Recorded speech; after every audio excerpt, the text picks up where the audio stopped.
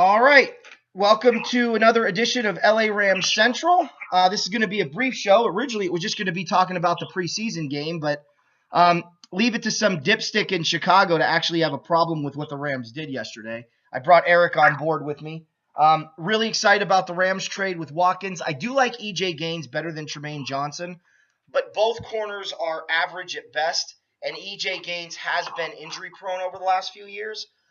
What I like about it is simple, and I'll get to what I like about it in a minute, and then Eric's going to play devil advocate. But for those of you that don't know, the Rams sent a second-round pick for next year and E.J. Gaines to Buffalo in exchange for a sixth-round pick next year and Sammy Watkins, which now gives the Rams like 6 wide receivers when we had none going into last year with the exception of a couple. So I like the pick because it frees up room to now actually pay Aaron Donald, which is exactly what they better do.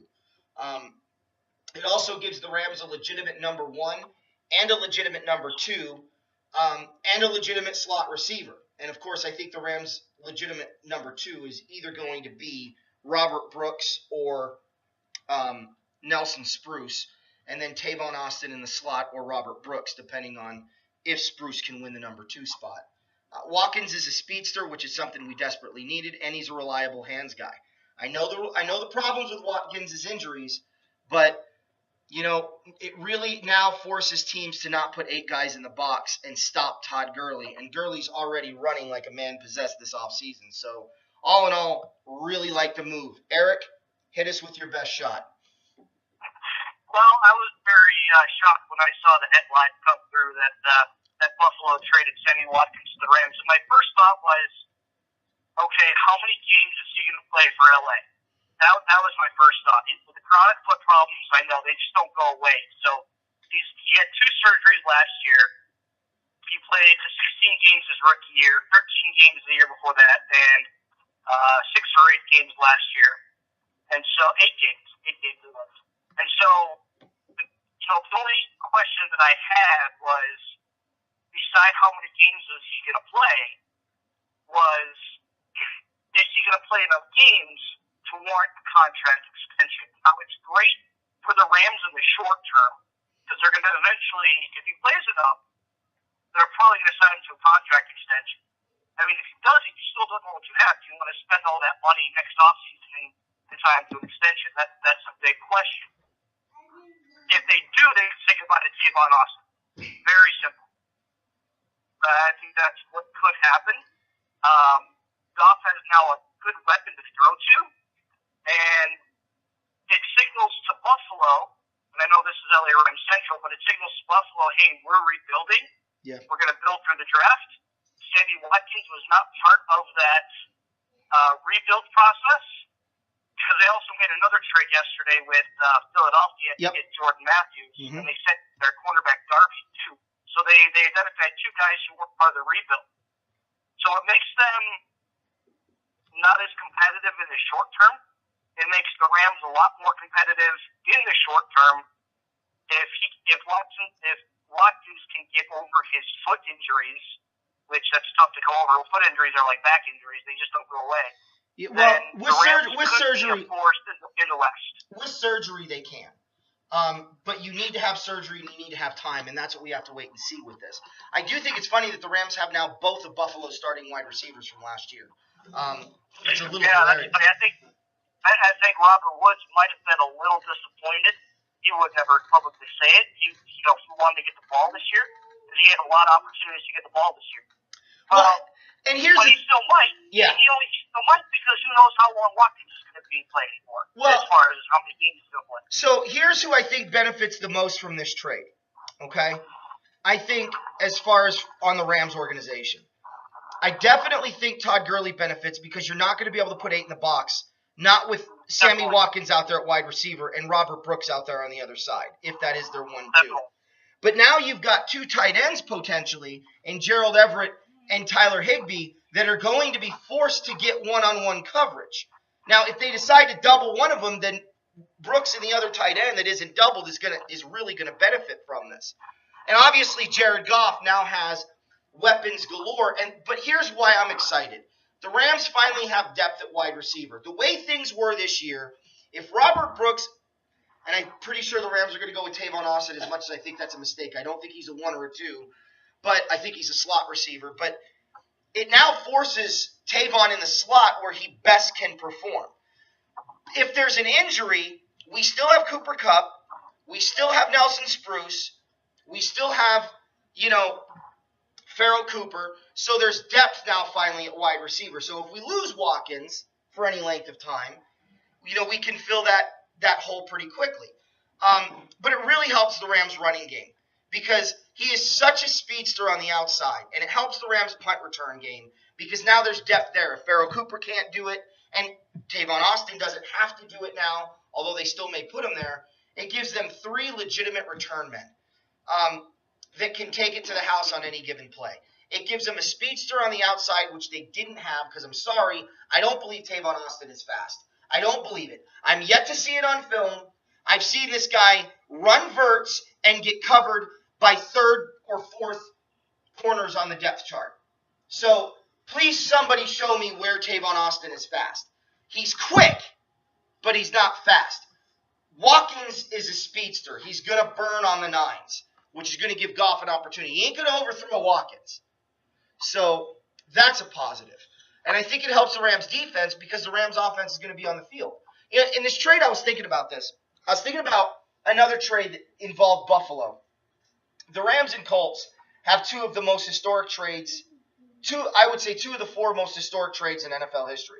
I think the 4 most historic trades ever in the history of the game is the Dallas Cowboys trading with the Seattle Seahawks in 1977 to get the number 2 pick in the draft, where they ended up getting Tony Dorsett, and with Dallas's pick, the Seahawks ended up getting Steve Largent. I think that's one of them. I don't think that's the number 1. I'm just going in chronological order. The second most famous trade in NFL history arguably has to be the Eric Dickerson trade to the Colts, which I'm going to get back to in a minute. The Herschel Walker trade in 89, and then, of course, the Marshall Faulk trade in 99. I think, looking back at the Rams-Colt trade in 87, I actually think the Bills won that trade because they got Cornelius Bennett. The Colts didn't win Super Bowls. The Rams didn't win Super Bowls. They didn't do anything with those plethora of picks they got to become a dominant force in the 90s like everyone thought they would. It was Buffalo who got Cornelius Bennett that the very next year won the division, made it to the championship game, and then 1 year later or 2 years later got to the first of 4 straight Super Bowls. So I think Buffalo comes out ahead in that trade. This may be one of those trades you look back at and go, kind of everybody wins. Buffalo gets a talented young wide receiver they could pay less money to, and they get 2 draft picks, a 2nd and I think a 3rd. Philadelphia gets the corner they've desperately been looking for. The Rams free up money to sign Aaron Donald, which is, to me, the real underlining factor in this trade.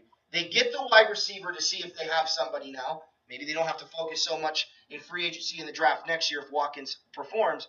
But more importantly, they also get a 6th-round pick. Now, they lose a 2nd-round pick, which helps Buffalo. But, I think it's going to be one of those trades. What do you think? It has the potential to be, especially if the Rams make the charge at the division this year and next year. Buffalo may not be able to compete in the division until Tom Brady finally decides to hang them up. That's being completely honest.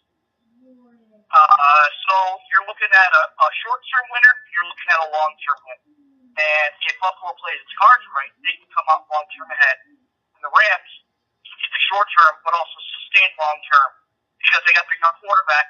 Gurley's still young, Donald's still young, Watkins is still young, so they're going to have a good nucleus. It's all dependent on if Watkins can stay healthy. That's the only thing. I don't want you to get too excited about it because when you hear after week 2, week 3, Jimmy Watkins game-time decision is split, you're going to be like, crap. Here we go. Yeah. Well, the biggest reason I'm excited, Eric, is, and I'll tell you right now, regardless of whether that happens or not, week 3 of the preseason, when I hear Aaron Donald has signed his long-term deal with the Rams and he's going to be a Ram for the next 7, 8, 9, 10 years, that's when I'm going to do the jig over this Watkins trade because E.J. Gaines's money is going to go to Aaron Donald. Because usually in these trades, there's a percentage of money that each team keeps from the player they traded. Watkins I don't know how much Watkins is making. He might be making more than EJ Gaines, but when you take into consideration the percentage of money that the Bills might be paying on that, and that's to be determined later. Either way, I think it's going to free up money for Aaron Donald. Because they can restructure Watkins' deal with his injury problems and say, look, you know what I mean? Right. This trade, too. I remember we did our predictions for how the Rams were going to do this year. Give the Rams an extra win or two. If Watkins plays all 16 games. Give the Rams an extra win or two. They'll fight for the division with Seattle, maybe even Arizona. It should be a great NFC West battle this year. One to really watch. Well, I think maybe they can sneak in as a wild card. You never know.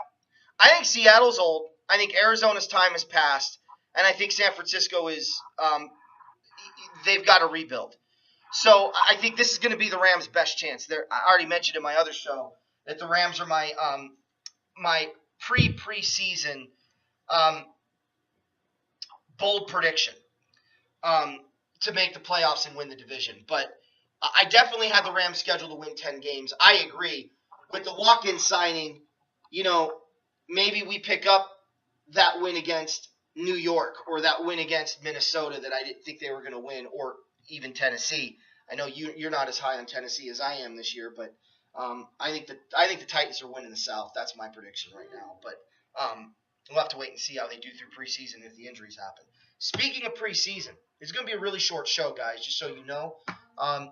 Wanted to make sure we got that trade in, but I'm going to go over a couple of things with this preseason game and what I'm looking for. I don't spend a lot of time or effort on preseason. I want to see the Rams not go 3 and out on offense. I don't care if they score.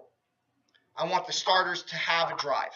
Even if it's, a couple first downs and then they punt, or a first down and then they punt. But I want to see that happen.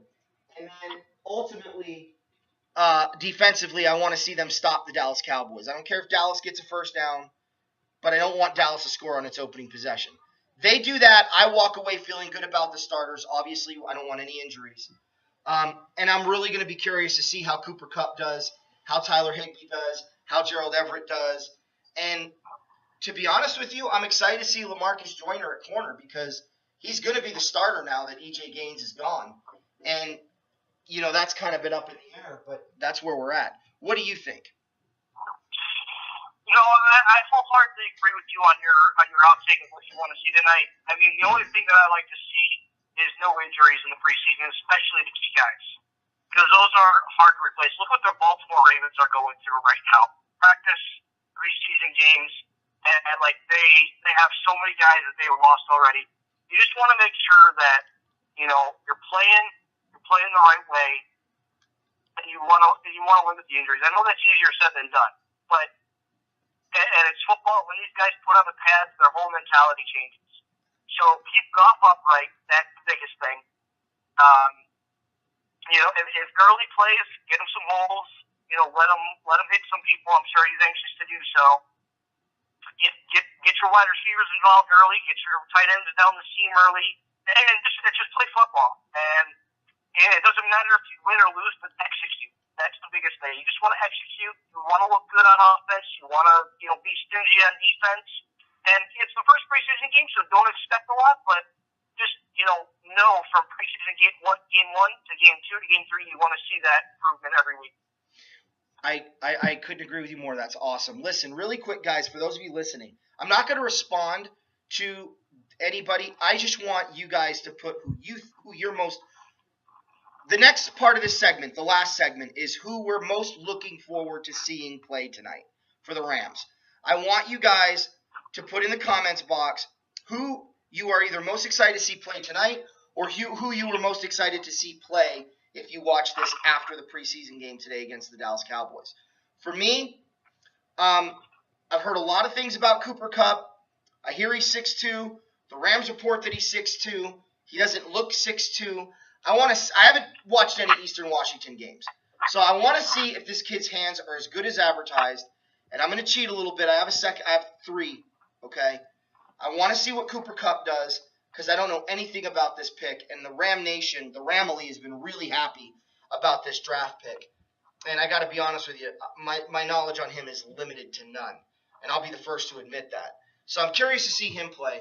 I'm really excited to see how LaMarcus Joyner does in the starting role, if he's in the starting role. If he's not, I'm going to enjoy watching him with the second team for sure. But then lastly, and probably most importantly for me, I want to see Nelson Spruce's return. He impressed me so much in the Dallas game last year and then got the shoulder injury and was just never the same. It might have been a leg injury, actually. I can't remember, but he was out after I think the second preseason game. So I really want to see what Nelson Spruce can do, and if he can stay upright, because I'm excited to see those three. I know what Tyler Higbee's going to do, but I want to see those three. Who are you most looking forward to, Eric? Glad you asked. Mine's very simple. It's Jared Goff. We all know what Jeff Fisher did to Goff last year, and Goff didn't play up to his full potential.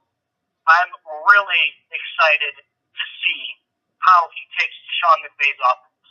I really am. To see the kind of improvement that Goff can have from year one to year two. Because as a Bears fan, it gives me hope, because we drafted Mitchell Trubisky with the second overall pick in the draft, that, hey, maybe he can actually, be really good his next year too, as he gets a cup of coffee in the NFL and get some starts under him this year. So I'm looking at it as like a two-way street. I know everybody's different, don't get me wrong, but I'm really just looking forward to how Goff responds to the offense in this preseason game. I think that's going to be a telltale sign. Not always, because a lot of teams play vanilla defense, but how Goff does his reads if he doesn't check down right away, like Paxton Lynch and Trevor Siemian in the Broncos' first preseason game that they did. They didn't throw it downfield. I want Goff to be able to air it out. Let him throw it down the field a few times. Loosen up that defense. That's all that you're looking for right there, and the kind of plays McVay calls. Yeah, and I mean, if he gets picked off, who cares? It's preseason. Right, exactly. Let him air it out. Yeah, I think that's a great one. So you guys are going to do the same. And again, I'm not going to respond. Okay, if you guys want to respond to one another's, that's fine. But I want to know, what do you guys want to see? Who are you guys most excited to see tonight? So that'll be kind of a fun little thing to keep up with and see how it goes. We'll do a show next week in preparation for the Rams' second preseason game, which I believe is a road game. The third preseason game is obviously the one everyone kind of circles on their calendar as, how does our team actually look? I like the second preseason game because they've got a game under their belt. You've got guys that have made the first round of cuts and impressed.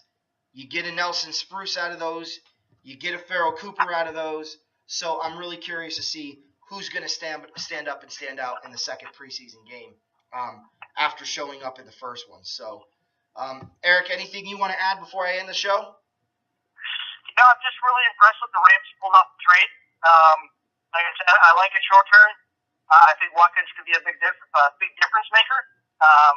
Just got to temper your expectations on his injury. That's really all. And I think it could be a really big home run for Los Angeles. Something that I think they really need. Don't get me wrong. I'm not hating on the Rams. I think it was a bold strategy to go get Watkins. And I'm excited to watch a Rams game this year and see how Watkins does if I'm able to get Rams games out my way. That'll be cool. I will say this, Ramley. We've been really hard on Les Snead. We got to give credit where credit's due. Les pulled this trade off. It's a bold one, like Eric said. It's one that I like. I hope you guys all like it. But we need to give credit where credit's due. He's the general manager. He's the one that still is in charge of trades and free agents. He might have hit a home run here, guys, and we need to give credit where credit's due. So definitely Snead is in it to win it this year. We'll see if this move pays off. That's it for LA Rams Central. See you guys next week. Go Rams!